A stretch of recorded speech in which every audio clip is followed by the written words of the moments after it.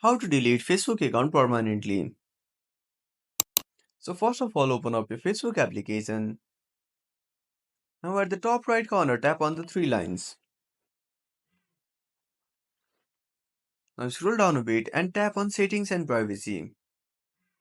Now go to settings. Now tap on see more in account center. Now tap on personal details. Now select account ownership and control. Now select deactivation or deletion. Now select your Facebook ID. Now tap on delete account. Again click on continue. Now select any option and tap on continue. Again select continue.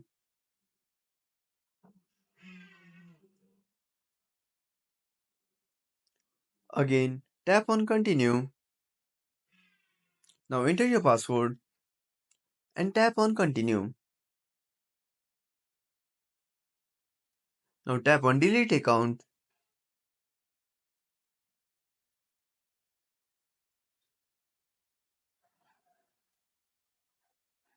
So that's it. If you found this video helpful, smash that like button and subscribe our channel for more awesome content. Have a burning question or want to suggest a topic? Drop down a comment below. This is Max signing off until next time.